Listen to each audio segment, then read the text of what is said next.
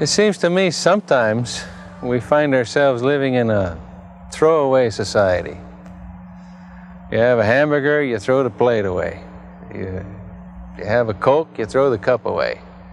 I wonder if sometimes we're not doing that with our engineers. I've worried about this for a lot of years, ever since I got out of college and found that I only knew about vacuum tubes. And today, all these years later, I'm sitting in a lab filled with lasers and people working on optical computing.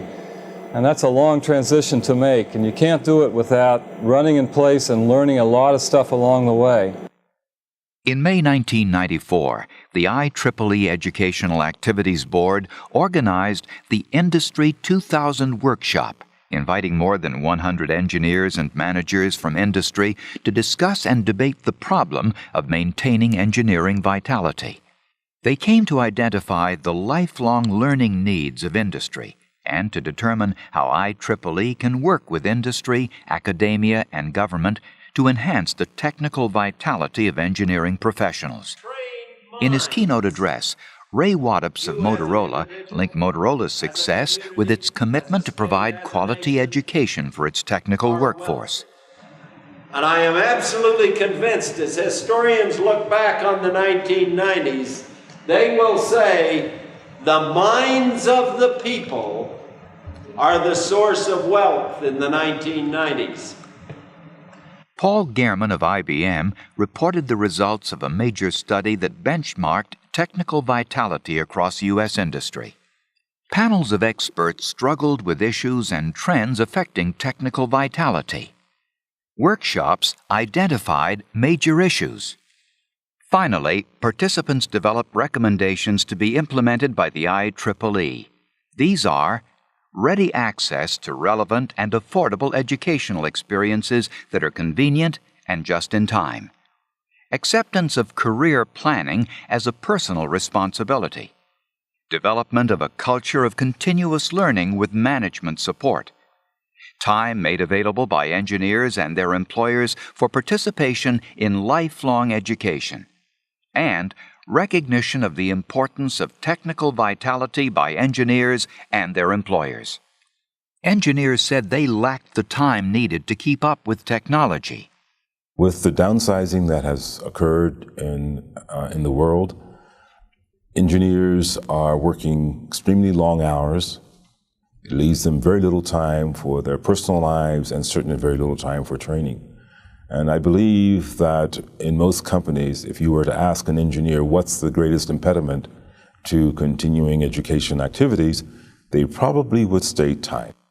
The globalization of engineering has had a leveling effect on the profession. Modern communications can export jobs around the globe. Engineering work can be done at much lower cost than other countries. There are cultural differences. There is the rapid pace of change of all technologies and the process to develop products. I actually believe that in the future, the individuals are going to have to take much more responsibility for how their work life is shaped, and particularly in regards to the global environment. They're going to find that they're working a lot more one-on-one or nomadically, where they're actually moving from place to place, having to form lots of relationships with people from different cultures, national cultures, people from different functional cultures. Many engineers agreed with the National Academy of Engineering's position that professional development is the primary responsibility of the individual. Well, a lot of us would have liked to have thought that the responsibility of the individual engineer is to listen to what their boss says and let the boss tell us kind of what's needed and all that. And probably a lot of engineers practiced that particular approach for many years. But I think that's another thing that's probably a new attitude in engineering, is that it really is the individual's responsibility. Most of the people that I know tend to try to keep up to date by working on interesting projects, but that can fail. You have to add to your plan to keep up to date. I think there is no such thing as lifelong employment. Therefore, every individual needs to be aware that their development is their responsibility. However, I don't think that this allows the companies to say, oh, it's your responsibility and wash their hands. I'm a lone wolf consultant, lone wolf company. And in my own case, I have to be abreast of all the things that are going on, all the changes that are going on within the industry. My company can't keep me up with it because I am my company. Many observers realize the difficulties of deciding how to keep up. The idea of a meaningful lifelong curriculum in engineering education is quite a difficult concept to grasp. It has to be down to the individual engineer to realize that it is a period of lifetime learning. Just keeping up one's technical skills is not a ticket to survival. There are many more skills required to be successful in a global environment over a lifetime than are taught at the university directly. Formal education provides a lot of useful technical information on fundamentals and on practice and so on. But there are a lot of skills having to do with communication, dealing with people, group dynamics, and so on, which are not taught as part of the engineering curriculum. Engineers are very adept at managing the kinds of technologies, very complex technologies that support their engineering work. But they're not as adept at using the range of communication tools and groupware tools that really are part and parcel of working in the global workspace. Many engineers foresee a computer-based learning environment. In some cases, you are able to get the education in the time and the place where you want it, but not in all cases.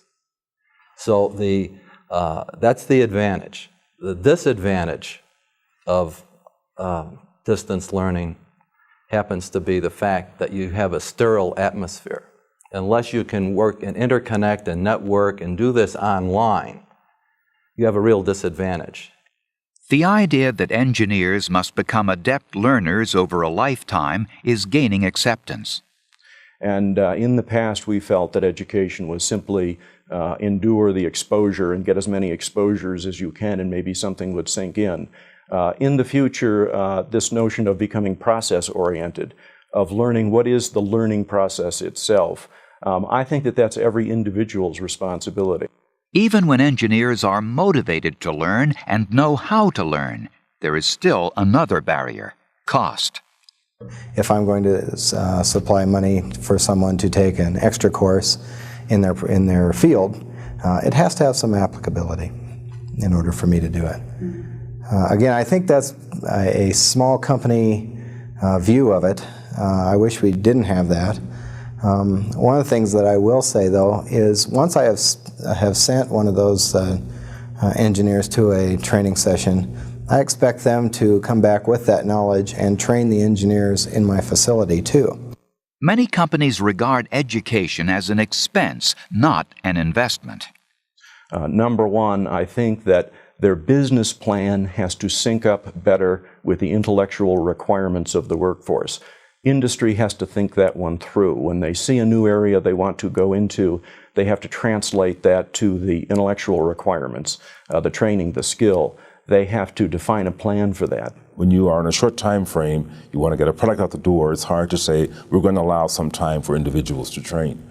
But I believe it really becomes more of a management issue than it is an engineer's issue. My assumption is that engineers crave more education and learning. They want to do it, but the time to do it is a limiting factor. Industry is looking for ready-to-wear education. And when you are in a survival mode, something like training may not be the number one priority.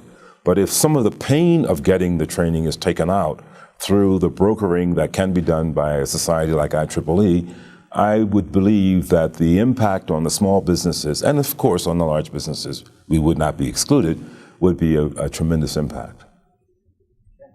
The most successful companies have realized that they must become learning organizations. The management team needs to start by setting a very strong personal example and keeping their own technical skills at the state of the art. And also recognize that technical vitality doesn't happen by accident. It needs to be planned for, it needs to be measured, it needs to be followed up. To become a learning organization, a company has to share their technical strategies and plans. They need to openly discuss what has worked and what hasn't worked. They need to build shared strategies, shared visions, shared plans of where they want the company to go technically. They need to incorporate their key technical leaders as members of the senior management team in a variety of critical issues that face the company. Societies play an important role in fostering professional vitality. The value of joining a professional society is multifaceted. One is the opportunity to network with colleagues and professionals in your respective field and to fields within electrical engineering in particular that are adjacent to one's own field. Well, the professional society can help the process of lifelong learning. Professional societies are, after all, membership service organizations. An example would be an information system in which resources are listed by employers and by schools, colleges, and other providers, which could be accessible to members who have gone through a process of self-assessment. Many engineers demonstrate their technical proficiency by becoming a licensed professional engineer. In the United States, individual states are mandating continuing education for engineers to renew their PE licenses. Specialty certification is also on the horizon. The certification of engineering specialties has been a controversial subject, and we at NSPE believe that it has a role and will probably continue to evolve and define that role. We think there are a couple of important conditions for it. Our position is that it is should come after licensure and that it might supplement licensure. Industry 2000 participants believed that professional society should provide career guidance. The British Institution of Electrical Engineers is pioneering this effort. We have a thing called a professional development record, which we make available to our members, which enables them to go into some pretty deep self-analysis, to work out what their strengths and weaknesses are, to concentrate on their strengths, repair their weaknesses, work out what they want to achieve, and then work out how they're going to achieve it, what aids they need, and how they're going to get them. Participants urged all technical societies to provide their members with practical ways to maintain technical vitality and made 4 basic recommendations. Develop career planning tools that provide a roadmap to lifelong learning. Establish a centralized database of continuing education programs and materials. Establish and support a forum for lifelong learning best practices.